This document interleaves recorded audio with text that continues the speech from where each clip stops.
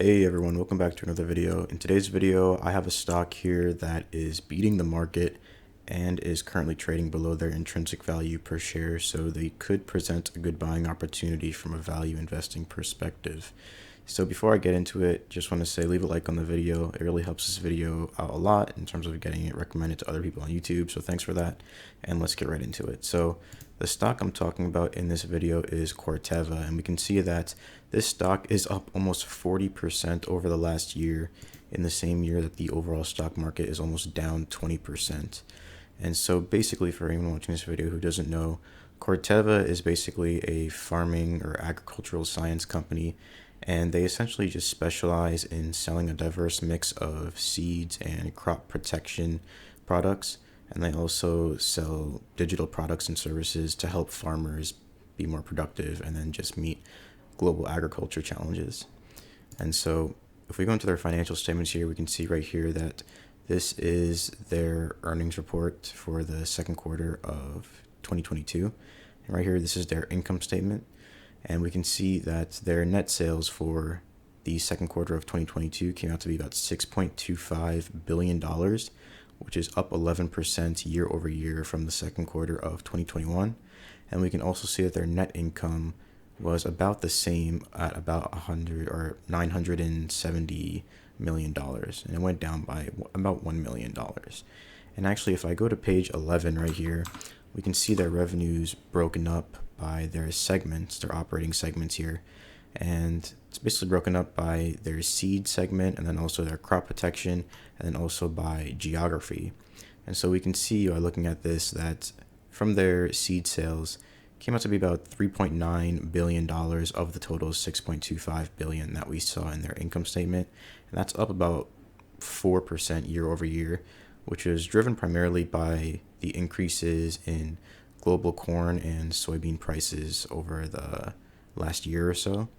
And we can see from the crop protection segment right here that their total crop protection revenue came out to be about $2.3 billion, which is up about 25% here year over year from $1.8 billion. So a lot of growth for their crop protection segment. And that mainly came from an increase in sales volume, as we can see right here, mainly from their herbicides, however you pronounce that, and also from an increase in their prices of about 14% as well.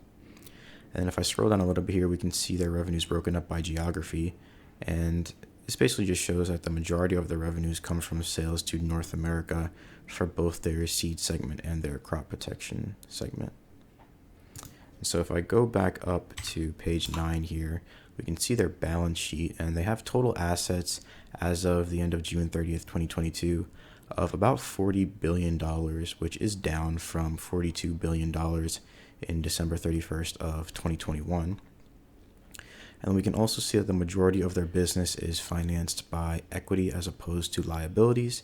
They have about $25.8 billion worth of total equity, and then they have about 13 or however much billion dollars, about $15 billion worth of total liabilities. So mainly we can see that their business's equity is growing as a result of an increase in retained earnings, which is good because it means that their business is growing as a result of the free cash flows, and then or as a result of their earnings. And right here we see their cash flow statement, and interestingly enough, we can see this is for the 6 months ended for 2022 and 2021. We can say they actually have cash used from their operating activities as opposed to cash provided by their operating activities, even though their earnings results came out to be positive. And that mainly comes from the fact that a lot of their earnings are recorded as accounts receivable and also as deferred revenue. And so basically what that means is that they've performed their services already, they've already sold the products, but they haven't received the cash yet. So although the revenue and the earnings have been accrued for on their income statement, on their cash flow statement, we can see that they haven't actually received cash for the products or services that they've provided yet. And then also, if I scroll down here to their financing activities, we can see that they return a pretty good amount of value back to their shareholders. They've repurchased about $600 million worth of common stock in the first half of 2022, and they've paid out about $200 million worth of dividends back to their shareholders in 2022. And they actually announced in the second quarter that they're going to be increasing their annualized dividend by about 7% for the third quarter, which also shows that they're prioritizing returning value to their shareholders. And so now if I go into my discounted cash flow analysis here, we'll be able to figure out the intrinsic value per share of Corteva. And basically Yahoo Finance is estimating that Corteva is going to grow at an estimated rate of about 16% for the next 5 years compounded annually. And so for the next 5 years after that, I was just conservative and I cut that value in half. They had about $2.15 billion worth of free cash flow in 2021. They have about a $660 million net debt position against their cash on their balance sheet, and they currently have about 718 million shares outstanding. And so based on these metrics, we can see that their intrinsic value per share is estimated to be about $63.15 per share.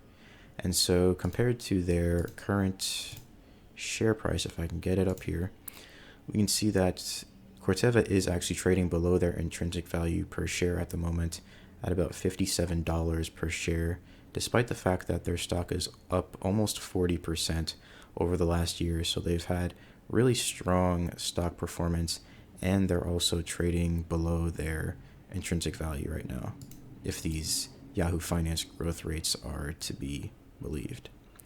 And so if I scroll to the right here, I've actually done a competitor analysis for Corteva against one of their main competitors, which is FMC Corporation.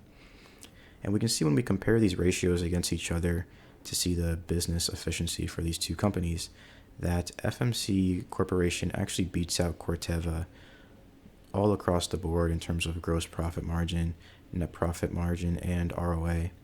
And so when I saw that, I was a little curious and I wanted to see if FMC Corporation might have presented an even better opportunity than Corteva. And so I ended up doing a discounted cash flow analysis for them as well. But we can see right off the bat, just by looking at their stock price, that their stock is only up 9% over the last year, whereas Corteva's is almost up 40%. So they haven't performed in terms of giving a return back to their shareholders nearly as well as Corteva has over the last year, even though their business efficiency seems to be a little bit better. But based on these estimates from Yahoo Finance, it looks like FMC Corporation's intrinsic value per share comes out to be about $56 per share, which means that they're currently trading at twice their intrinsic value per share based on Yahoo Finance estimates. So that means they wouldn't be presenting as strong of a buying opportunity as Corteva at the moment from that perspective. But then obviously from the perspective of looking at their ratios, we can see that FMC Corporation seems to have better business efficiency in terms of producing profits for their company. So from that perspective, obviously it would look like FMC Corporation's a better buy. But from the perspective of looking at the company's intrinsic value, their growth rates, and then also their stock performance, as we can see right here, Corteva's in comparison to FMC's, it would seem that Corteva might potentially present a better buying opportunity from a value investing perspective. So I'm definitely going to be keeping my eyes on this stock. I'm not sure if I'm going to be buying into it or not, but I would love to know if anyone watching this video is going to be buying into Corteva. Let me know in the comment section down below. Leave a like on the video, subscribe to the channel, and I'll see everyone in the next one.